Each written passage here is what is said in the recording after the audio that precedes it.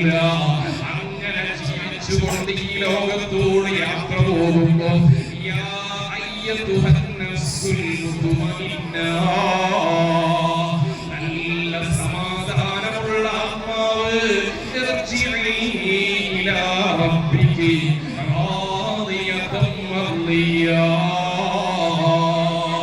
അല്ലാഹുവിലേക്ക് നമ്മുടെ ആത്മാവ് ചെല്ലുമ്പോ മർഹബാ, എന്തൊരു സുഗന്ധമുള്ള ആത്മാവ്, പോയതുപോലെ നമ്മുടെ മുൻഗാമികളായ മഹത്തുക്കളുടെ ആത്മാവിന് എന്തൊരു സുഗന്ധമാണ്.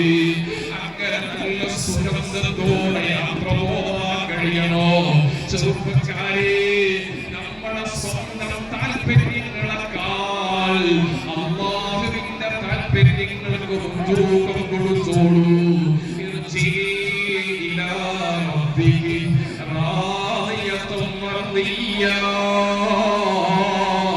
എന്ന് മയ്യത്ത് ഖബറിൽ വെച്ച് ചൊല്ലപ്പെടുമ്പോ അൽഹംദുലില്ലാഹ്, എന്തൊരു സന്തോഷമുള്ള കാഴ്ചയാണ് ഖബറിൽ കാണുന്നത്, എന്തൊരു ആനന്ദമാണ് ഖബറിൽ.